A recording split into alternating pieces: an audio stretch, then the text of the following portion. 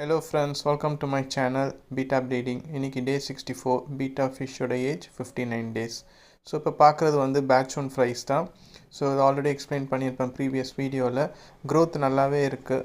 But என்னென்னா வந்து 2 days once நான் வந்து க்ளீன் பண்ணுவேன். வாட்டர் சேஞ்ச் வந்து வீக்லி ஒன்ஸ் பண்ணுவேன். ஸோ இன்றைக்கி பாட்டமில் வேஸ்ட்டு கலெக்ட் ஆகிடுச்சு.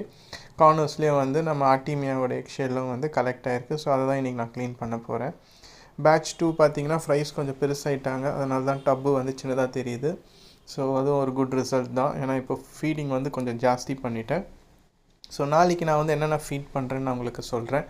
என்னென்ன இப்போ வந்து 2 நியூ ஃபுட் அவங்களுக்கு ஆட் பண்ணியிருக்கேன், அதில் சர்வை ஆகிறாங்க. ஸோ இது என்கிட்டேருந்து வாங்கி போகிறவங்களுக்கு ஈஸியாக இருக்கும் ஃபீட் பண்ண.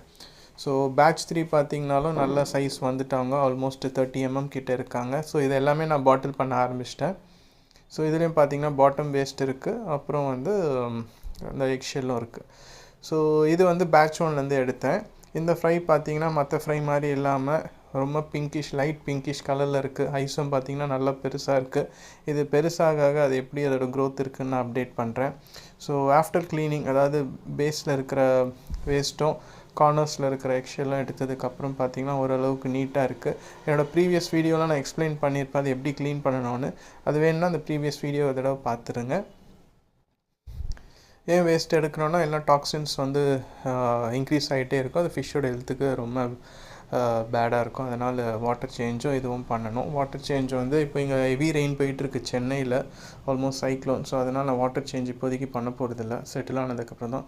ஸோ மொயினாக பார்த்தீங்கன்னா எனக்கு இது வரைக்கும் சக்ஸஸ் வரல. சக்ஸஸ் இல்லைன்னா வந்து இன்க்ரீஸ் ஆகலை, பட் இருக்கிறது அப்படியே இருக்குது. ஸோ அதனால் சின்ன சின்ன கப்ஸில் வந்து நான் இதை போட்டு டெஸ்ட் பண்ணுறேன். இதில் ஈஸ்ட் ஆட் பண்ணி எந்த அளவுக்கு இது இன்க்ரீஸ் ஆகுது, அதுக்கப்புறம் பெரிய டப்பில் போடலான்னு. பெரிய டப் ஒரு 4 டப் ஆல்ரெடி இருக்குது, நான் காமிச்ச நேற்று. ரெயின் வாட்டரை ப்ரிசர்வ் பண்ணி அதில் நான் பண்ணியிருக்கேன். ஸோ இது நான் சும்மா இங்கே ஒரு டெஸ்டிங்கில் வச்சுருக்கேன்.